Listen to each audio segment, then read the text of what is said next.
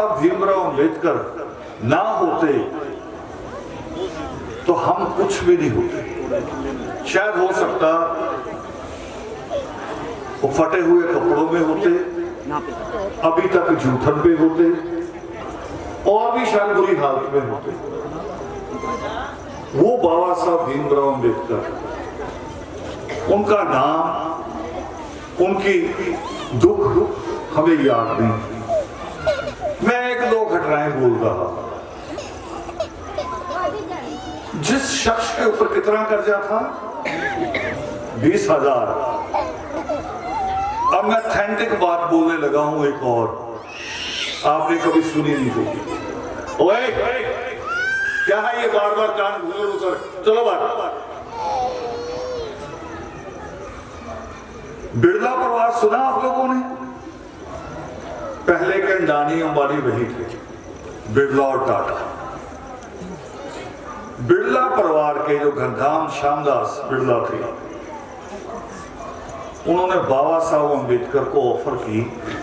जब बाबा साहब अंबेडकर ने पेरियार के साथ मद्रास में जाके मनुस्मृति के बाद, मेरी बातें नोट करना अच्छे से, घालमेल नहीं करना, मनुस्मृति के बाद जब बाबा साहब अंबेडकर ने गीता को जलाया पेरियार के साथ मद्रास में जाके, और जब लौट के आए दिल्ली वापस, तो उनको बिरला परिवार के घनश्याम दास बिरला ने, उनके बड़े भाई थे जुगल किशोर बिरला, 10 लाख, बाबा साहब पे कर्जा कितना था?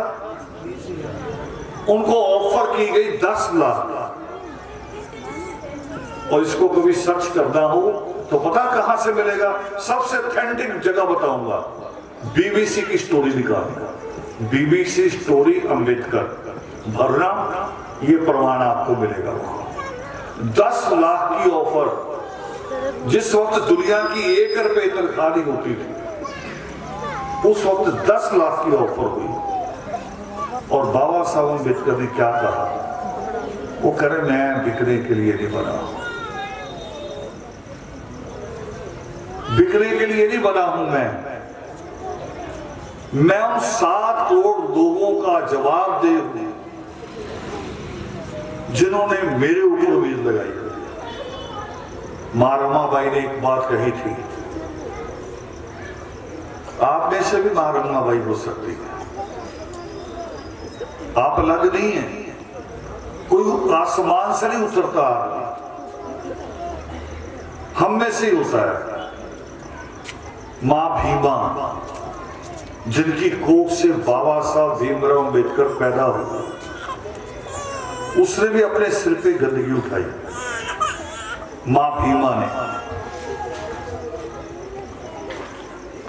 इसलिए कह रहा हूं कि आप में से भी कोई भी हो सकती है, मगर बनना पड़ता है, तपस्या करनी पड़ती है। और तपस्या क्या? एक ही तपस्या सिर्फ, अपनी औलाद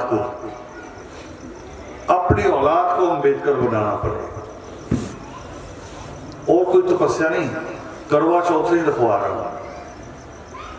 और वो मां रमाबाई जो बाबा साहब अंबेडकर की पत्नी थी, जब अंतिम समय सांस ले रही थी, देखो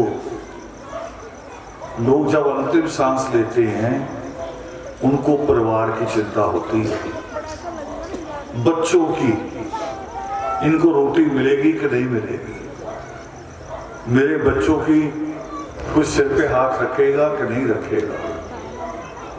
मगर मां रमाबाई क्या कह रही है? और उस आदमी की पत्नी देखो, जिसका पता है कि ये आदमी घर बैठता नहीं है। जब बाबा साहब अंबेडकर का बच्चा गंगाधर बीमार था, और बाबा साहब अंबेडकर जब लौट के घर आए ऑफिस से, और खुश थे उस दिन, मगर उनको नहीं पता था कि बच्चा कितना बीमार है आज। खुश थे, उनकी जेब में खुशखबरी रखी हुई थी। मगर जैसे ही घर में एंटर हुए, घर का माहौल ही बता देता, अगर कुछ हो माहौल चेंज हो जाता है। बाबा साहब अंबेडकर भी चुपचाप बैठ गए।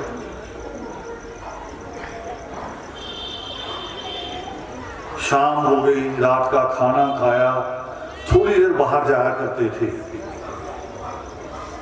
अपने लोग पहले ये तो अभी सिस्टम शुरू हुआ कि ये भजन, यहाँ ऐसा भजन कि मैं दलितों का बेटा, मैं गुनाहदस के गाँव, उसमें कौन कौन सी लाइनें आई? बाप मेरा था छोड़ी दारू अब पढ़ने जा। ये भजन अब होते हैं। अगर अपने बुजुर्गों से पूछोगे तो पहले भजन वो भी बहुत अच्छे गाते थे मगर अर्थ नहीं करते थे। कबीर साहब की वाणी पढ़ी जाया करती थी। कबीर साहब, फरीद साहब, पीपा जी, नानक जी, उनकी वाणियां पढ़ते थे हमारे लोग। पुराने बुजुर्गों से पूछो कभी। और बाबा साहब खाना खाने के बाद वो वाणी सुनने जाया करते थे। और कहा बाबा साहब अम्बेडकर ने इस बात को, ये जो ना बोधी है, इन्होंने इन बातों को छुपाया, आने नहीं दिया सामने। बाबा साहब ने कहा कि मुझे जो सबसे ज्यादा बल मिला लड़ने का वो कबीर साहब की वाणी सुन सुन के मिला। बाबा साहब अम्बेडकर की सबसे ऑथेंटिक जीवनी जो है वो धनंजय कीर की लिखी हुई है। धनंजय कीर सबसे प्रमाणिक जो है, यूनिवर्सिटी में भी, अदालत में भी जो प्रमाणिक मानी जाती है, धनंजय कीर, उसमें ये जिक्र है। और कौन कबीर साहब? अब कबीर साहब को जब सुनेंगे तो सच में हिम्मत आएगी।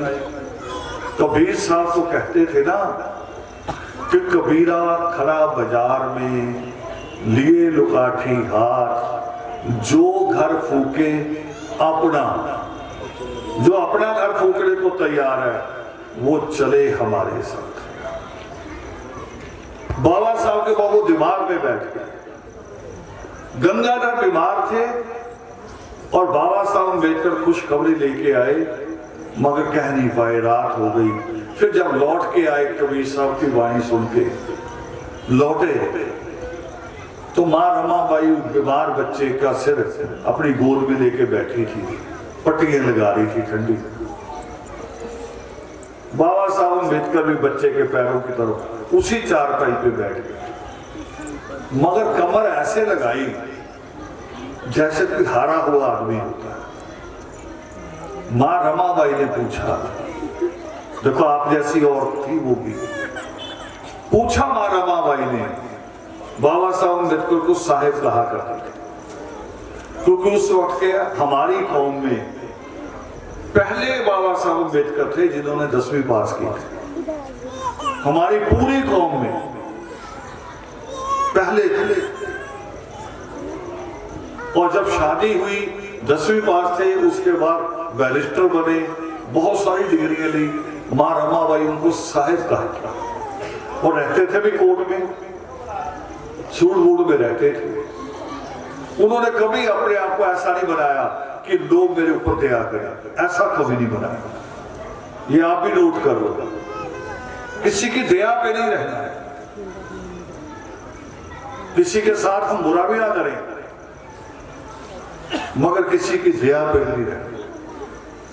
मां पहचान गई मां रमाबाई, आप भी पहचान जाते हो अपने अपने पत्नी को। पति का चेहरा उतरा हो, पति उदास हो, आप जान जाते हो क्या है। पूछा मां रमाबाई ने कि साहेब क्या बात है। बाबा साहब अम्बेडकर वकील भी थे, टाल गए, करे नहीं कुछ नहीं, अपना बच्चा बीमार है इसलिए उदास है। वो करे नहीं, वो उदासी और होती है। देखो मां रमाबाई अनपढ़, जो कभी स्कूल नहीं गई और जो दुनिया का सबसे ज्यादा पढ़ा लिखा था, उसका चेहरा पढ़ रही थी। देखो इसको कहते हैं अलग अलग चीज, एक कहते हैं ग्रेजुएट, एक कहते हैं एजुकेट। मां रमाबाई एजुकेट, करी नहीं साहब ये वो चेहरा नहीं। क्या बात है। बड़ी मुश्किल से बाबा साहब अम्बेडकर ने बताया कि जो मैं लड़ाई लड़ रहा था कि इंग्लैंड की गोलमेज कॉन्फ्रेंस में कांग्रेस को बुलाया जा रहा है,